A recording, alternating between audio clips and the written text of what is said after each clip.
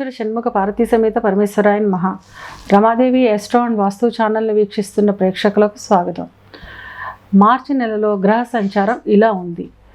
రవి కుంభంలో సంచారం చేస్తూ 15వ తేదీన మీనంలోకి ప్రవేశిస్తాడు. కుజుడు మకరంలో సంచారం చేస్తూ 16వ తేదీన కుంభంలోకి ప్రవేశిస్తాడు.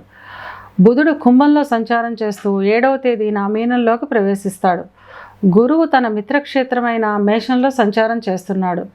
శుక్రుడు మకరంలో సంచారం చేస్తూ 8వ తేదీన కుంభంలోకి ప్రవేశిస్తాడు. శని తన స్వక్షేత్రమైన కుంభంలో సంచారం చేస్తున్నాడు. రాహు మీనంలోను, కేతువు కన్యలోను సంచారం చేస్తున్నారు. ఈ గ్రహస్థితిని ఆధారంగా చేసుకుని కన్యారాశి వారికి ఈ మాస ఫలితాలు ఎలా ఉన్నాయి, చిన్న చిన్న పరిహారాలు ఏం చేసుకోవాలి చూద్దాం. ఉత్తర 2, 3, 4 పాదాలు, హస్త 1, 2, 3, 4 పాదాలు, చిత్తా 1, 2 పాదాలు కలిపి కన్యారాశిలో ఉంటాయి. కన్యారాశికి అధిపతి బుధుడు. కన్యారాశి వారికి ఈ మాసం మిశ్రమ ఫలితాలు ఉంటాయి. చిన్న చిన్న అనారోగ్య సమస్యలు ఉంటాయి. ఎంతో కాలంగా ఎదురు చూస్తున్న ఇల్లు, స్థలాలు వంటి స్థిరాస్తులను కొనుగోలు చేస్తారు. మాటను, కోపాన్ని కొంచెం అదుపులో ఉంచుకోవడం మంచిది. విద్యార్థులు ముఖ్యంగా కొంచెం ధ్యాస పెట్టి చదవడం మంచిది. విద్యా విషయంలో విదేశాలకు వెళ్ళాలి అనుకునే వారికి పనులన్నీ సక్రమంగా నెరవేరుతాయి. అంటే సకాలంలో సీట్లు రావడం, వీసాలు రావడం వంటి పనులన్నీ జరిగి విదేశాలకు వెళ్ళాలనుకునే వాళ్ళకి పనులన్నీ సక్రమంగా నెరవేరుతాయి.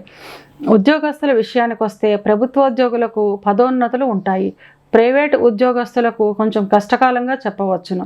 మీ సహోద్యోగుల వల్లే మీకు ఇబ్బంది కలిగే అవకాశం ఉంటుంది. అంటే మీ తోటి ఉద్యోగుల వల్లే మీకు ఇబ్బంది కలిగే అవకాశం ఉంటుంది ఆఫీసులో.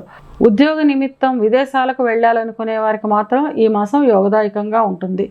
కోర్టు సమస్యలు, అన్నదమ్ముల మధ్య ఆస్తి పంపకాలు సమస్యలు ఉన్నవారికి ఈ మాసం ఆ ఇబ్బందులన్నీ తొలగుతాయి. కోర్టులో సమస్యలు, అన్నదమ్ముల మధ్య ఆస్తి పంపకాల నిమిత్తం గొడవలు ఉన్న వాళ్ళకి ఈ మాసంలో కొంచెం ఆ ఇబ్బందులన్నీ తగ్గే అవకాశం ఉంటుంది.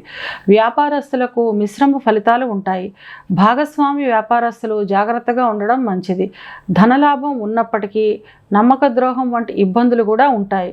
భాగస్వామి భాగస్వాములు ఒకళ్ళకొకళ్ళు కొంచెం జాగ్రత్తగా ఉండడం మంచిది. వ్యాపారం బాగున్నప్పటికీ కూడా నమ్మక ద్రోహం లాంటి ఇబ్బందులు ఉంటాయి కనుక అందరినీ నమ్మకుండా జాగ్రత్త వహిస్తూ ఉంటే మంచిది.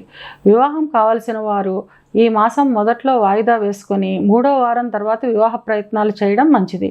వివాహం అయిన వారు జీవిత భాగస్వామితో కోపతాపాలకు పోకుండా సర్దుకుపోవడం మంచిది. లేని పక్షంలో చిన్న చిన్న మాటలే పెద్ద పెద్ద గొడవలకు దారితీసే అవకాశం ఉంటుంది. తొందరపాటు నిర్ణయాలు తీసుకోకుండా నిదానంగా అడుగు వేయండి, అంతా మంచిగా జరుగుతుంది. మొత్తం మీద ఈ మాసంలో చిన్న చిన్న ఇబ్బందులు ఉన్నప్పటికీ దైవబలంతో ఆనందంగా ముందుకు వెళ్ళగలుగుతారు. యోగా, ప్రాణాయామం వంటివి చేయడం వల్ల ఆవేశాన్ని, కోపాన్ని అదుపులో ఉంచుకోగలుగుతారు. కుటుంబంలో సమస్యలను దూరం చేసుకోగలుగుతారు. ఇవి కేవలం గోచార ఫలితాలు మాత్రమే. గోచార ఫలితాలు పూర్తిగా జన్మజాతక చక్రంపై ఆధారపడి ఉంటాయి. పూర్తి ఫలితాలను తెలుసుకోవాలి అనుకునేవారు తమ జన్మజాతక చక్రాన్ని విశ్లేషణ చేసుకోవడం ద్వారా పూర్తి ఫలితాలను తెలుసుకోగలుగుతారు. కన్యారాశి వారు అనుకూలతను పెంచుకోవడానికి, ప్రతికూలతను తగ్గించుకోవడానికి సంకటహర గణేష స్తోత్రాన్ని చదవడం లేదా వినడం ద్వారా అనుకూలతను పెంచుకోగలుగుతారు.